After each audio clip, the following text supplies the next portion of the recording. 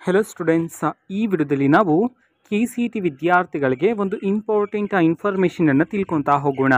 ವಿಡಿಯೋವನ್ನು ಸ್ಟಾರ್ಟ್ ಮಾಡ್ತೀನಿ. ಅದಕ್ಕಿಂತ ಮೊದಲು ಲೈಕ್ ಮಾಡಿ ಮತ್ತು ತಪ್ಪದೆ ಸಬ್ಸ್ಕ್ರೈಬ್ ಮಾಡ್ಕೊಳ್ಳಿ. ಸೊ ಈಗ ನಾವು ಇನ್ಫಾರ್ಮೇಷನನ್ನು ತಿಳ್ಕೊತಾ ಹೋಗೋಣ.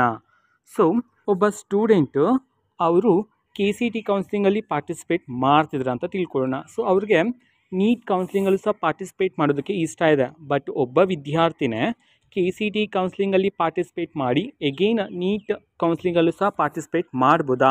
ಇದಕ್ಕೆ ಸಂಬಂಧಪಟ್ಟಂತೆ ಇನ್ಫಾರ್ಮೇಷನನ್ನು ನಾವು ಈ ವಿಡಿಯೋದಲ್ಲಿ ತಿಳ್ಕೊತಾ ಹೋಗೋಣ. ಸೊ ಖಂಡಿತವಾಗ್ಲೂ ಈ ರೀತಿ ಮಾಡ್ಬೋದು.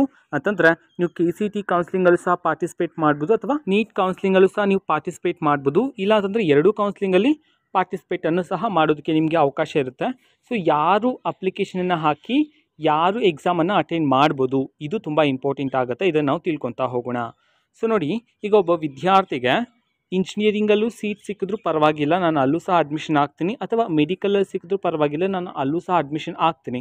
ಈಗ ಇನ್ ಕೇಸ್ KCET ಎಕ್ಸಾಮ್ ಮುಖಾಂತರ ಇಂಜಿನಿಯರಿಂಗ್ ಸೀಟ್ ನನಗೆ ಸಿಗಲಿಲ್ಲ, ಆವಾಗ ಮೆಡಿಕಲ್ ಮುಖಾಂತರ ನಾನು ಹೋಗ್ತೀನಿ ಅಂತಕ್ಕಂತಹ ಸಮಯದಲ್ಲಿ ಆ ವಿದ್ಯಾರ್ಥಿ ನೀವು KCET ಎಕ್ಸಾಮನ್ನು ಅದು ಪ್ಲಸ್ ನೀಟ್ ಎಕ್ಸಾಮನ್ನು ಎರಡನ್ನೂ ಸಹ ಬರೆದು ಎರಡೂ ಕೌನ್ಸಿಲಿಂಗಲ್ಲಿ ನೀವು ಪಾರ್ಟಿಸಿಪೇಟ್ ಮಾಡ್ಬೋದಾಗಿರುತ್ತೆ.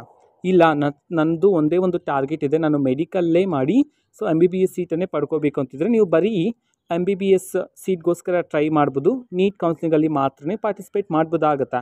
ಇಲ್ಲ ನನಗೆ ಯಾವುದು ಸಿಕ್ಕಿದ್ರೂ ಓಕೆ ಅಂತಿದ್ರೆ ನೀವು ಎರಡು ಕೌನ್ಸಿಲಿಂಗಲ್ಲಿ ಬೇಕಿದ್ರೆ ಪಾರ್ಟಿಸಿಪೇಟ್ ಮಾಡ್ಬೋದಾಗಿರುತ್ತೆ. ಸೊ ಈ ರೀತಿ ಇರುತ್ತೆ ಪ್ರೋಸೆಸ್. ಓಕೆನಾ? ಸೊ ಇದು ಇವತ್ತಿನ ಒಂದು ವಿಡಿಯೋ.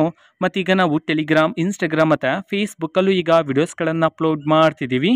ಲಿಂಕ್ಸ್ಗಳನ್ನು ಡಿಸ್ಕ್ರಿಪ್ಷನ್ ಬಾಕ್ಸಲ್ಲಿ ಕೊಟ್ಟಿರ್ತೀನಿ, ಕ್ಲಿಕ್ ಮಾಡಿಬಿಟ್ಟು ಫಾಲೋ ಮಾಡಿ. ಓಕೆನಾ? So thank you, bye.